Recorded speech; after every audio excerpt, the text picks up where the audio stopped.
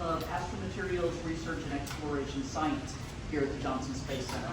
So that organization has a multitude of responsibilities. One of the important responsibilities, though, is stewardship of all of the NASA-held extraterrestrial materials, which we call Astromaterials, hence the name of our organization. So we've been responsible for maintaining the physical security, the contamination control, the handling history, and making samples available to the worldwide scientific community for research since Apollo. Our legacy is actually the Apollo sample collections, and we were constituted as an organization specifically to care for and manage that collection. Since then, we have gained 7 other collections for NASA, for the U.S., make them available for the world. So some of these samples are collected on Earth, like the Antarctic meteorite collection. That the ANSMET collection is a 3-party agreement between NASA, the National Science Foundation, and the Smithsonian to collect meteorites, rocks from space, in Antarctica and make them available for the scientific community. In addition, we collect cosmic dust samples in the Earth's atmosphere, in the stratosphere. We use the research equivalent of high altitude aircraft and collect dust in the highest portions of Earth's atmosphere, return them to the ground, and pick out the little dust grains that constitute stuff from other worlds. So we have interplanetary dust particles. Some of those particles contain grains that are interstellar. We have some grains that we have collected that predate the formation of our solar system. We also have a collection of returned spacecraft hardware, like the Hubble Space Telescope shield, wide field camera shield. We have pieces of LDEF, the long duration facility that was up in the shuttle era. We have Hayabusa samples from JAXA. We have a collaborative relationship with our Japanese colleagues where we have a portion of their sample collection from Itokawa, from Hayabusa 1, and we have a portion of the samples from Hayabusa 2 from Ryugu. We also are anticipating, which is why y'all are here today, the OsirisRex samples from Denman, asteroid Denman. We have samples from Stardust, a cometary coma sample return that was a twofer. It did both cometary sample return as well as interstellar dust particles. And the Genesis spacecraft returned solar wind samples, atoms and ions from the sun, brought to Earth to analyze. So we have a wide variety of types of samples. Each sample collection has different contamination control requirements, but in addition to managing all of these sample sets to make them available for investigations, we have a group of scientists, a staff that is highly educated with very extensive knowledge of extraterrestrial materials, astromaterials, both to handle them and keep them well characterized and maintain the scientific scientific integrity of those samples, but also to do research on the samples here. So we have a very important asset for the agency and for the U.S., for the world, to be able to provide advice on extraterrestrial materials, to analyze, characterize the samples, keep them safe, keep them secure. And this knowledge base that we have gained over the last 50 years of all of these different types of materials has also enabled us to develop a capability of analytical investigation of samples that is unique. Each particular instrument that we use for analysis may not be unique in the world, but the co-location of those instruments and the ability to take and look at a sample and fully characterize it in all of its different macroscopic to atomic scale characteristics is a unique capability. And so that's one of the reasons why samples come back here is yes, we have the curation facilities, they've got to come back here. This is the place where we properly handle and document the samples.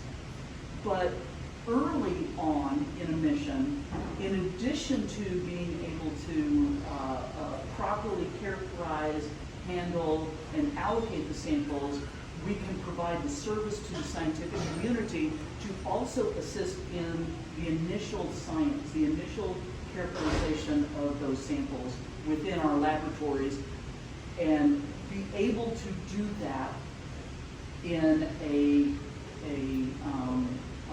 manner that can shorten some time scales for certain kinds of analyses by doing it all in one place. So it doesn't replace the ability and the need to send samples out to the worldwide community so that the best scientists in the world can analyze samples, but we can do an initial quick look at samples within our own laboratories that can provide better information to the community so that they can request the right kind of sample for their particular research, to answer the particular questions that they want to have answered. So that provides us also with, in addition to sample return missions, the basic foundational knowledge to also work with mission science teams on interpreting the measurements that they make in situ, whether it is assisting in understanding Bennu when the samples were taken in 2020, what's the characteristics of that body, what does it look like, what are the dynamics that help shape its formation and evolution, but the current rovers on Mars, where you're doing in situ analysis and trying to understand the details of what Mars looks like. We have scientists that work hand in glove with the Mars rover science team and with JPL doing real-time assessments and analysis and operations as part of the science team, but also providing a foundation for how to interpret the measurements that are returned from the Mars rovers, to look at the spectroscopic signatures that the instruments on Mars return and match them with our understanding and our characterization of materials here on Earth, to provide a detailed ground truth of that squiggly line actually means this particular mineral when you look at it with that kind of an instrument in this kind of an environment. So that's a quick snapshot of what we do here. You will be split up into a variety of groups to do a round robin of different aspects of our laboratories. I would like to introduce a few people who are going to be helping you with your group. I've got a senior leader from my organization that will be assisting with each of the tour groups to answer any questions that you might have. So I will be with one of the groups. Jennifer Buckley, behind y'all, is my deputy. She will be with one of the groups. Justin Filiberto is the head of my research organization, and he will be with one. Francis McCubbin, there he is the agency's Astromaterials curator, and he will be with the group. And then I've got Paul Abel, who is our chief scientist for small bodies, that will also be with the group. And then there's a variety of subject matter experts that you will be meeting at each particular spot, talking about their area of expertise and giving you any details that you might need to have. So that was a quicker introduction than I'm normally used to. I'm usually more verbose than that. So if there are any questions, overarching questions, I can take those. At this point, what mass of material do you think is coming back? Has it maybe changed from the camera views when they closed it? I refuse to answer that question for the following reason.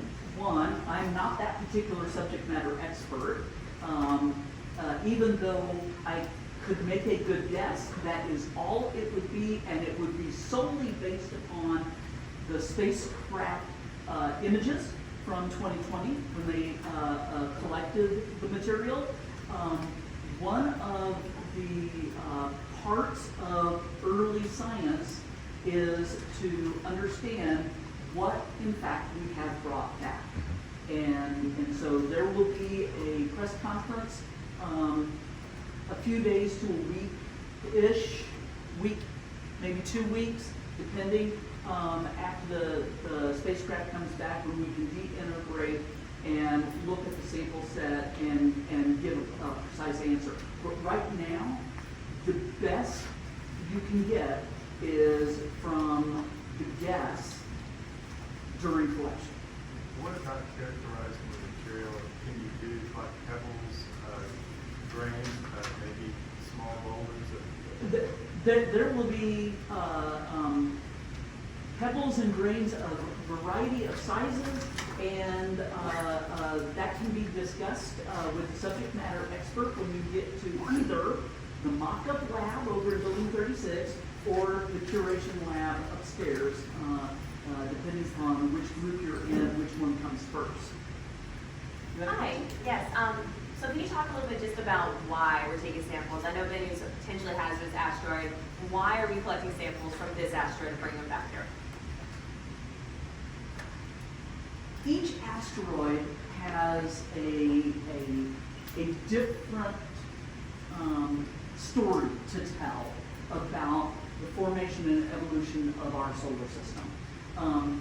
Bennu is actually an analogous asteroid to Ryugu. So the Japanese Hayabusa 2 mission and the OsirisRex mission are something of sibling missions. Bennu has indications of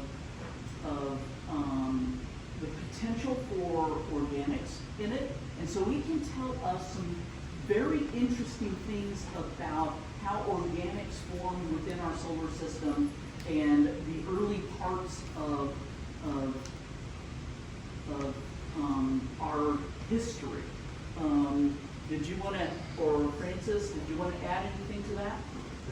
I'll just add that we do have meteorites that come from similar bodies, but those meteorites that enter through the atmosphere, they then on the ground and they get contaminated by Earth.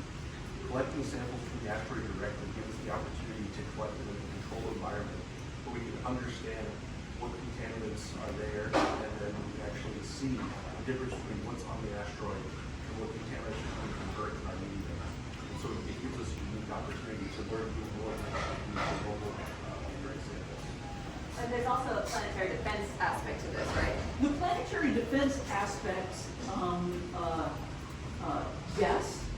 I would say that Bennu isn't exactly one of the high priority planetary defense kinds of asteroids. It's not Bennu is.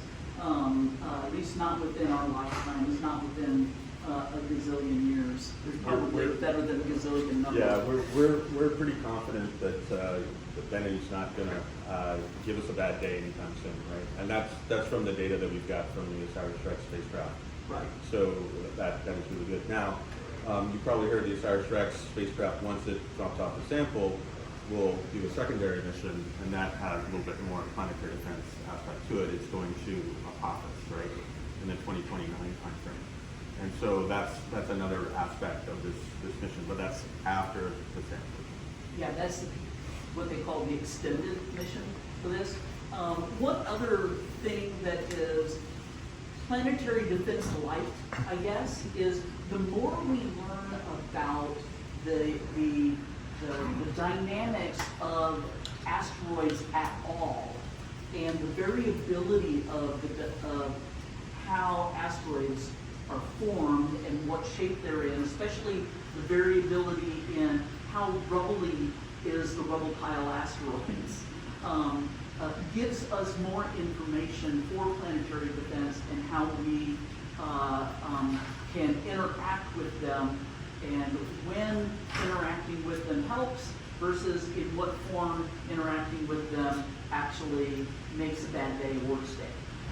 So basic fundamental understanding of the cohesion properties of asteroids is really important knowledge, but it's more foundational than it's a specific planetary defense focused kind of Dark. right. I'm Yeah. sorry, and this is a rubbly asteroid? Yeah, there's a lot of rubble pile asteroids out there, it turns out. So the idea that I had in my head, I'm going to age myself here for a bit. When I was a kid, asteroids were a rock. The rock may have voids in it, but it was still, in my head growing up, I thought of asteroids as rocks. That is probably the minority kind of asteroid, but we don't know enough to actually know if it's the minority or not. There's a lot of things about asteroids we still don't know. Hence, the other missions that are in the queue. Can you tell us how soon the research will begin after the samples get here, and how many projects you might initially do, and how long do you think the research will extend into the future? Okay, I'm going to start from the end and work forward. How long will the research extend into the future? We are still looking at Apollo samples 50 plus years later in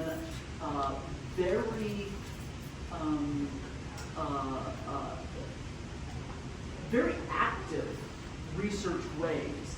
So one of the values of sample return is it's sort of the gift that keeps on giving, in that as long as we do our job properly and provide good maintenance of the scientific integrity of the samples, which is our job as stewards, is they are available for decades. When the questions change, the technology to analyze things change, the understanding years prior can influence future science, and we still have samples that we can make available for that. So the amount of time available for good science is unending for samples that we have here on the ground.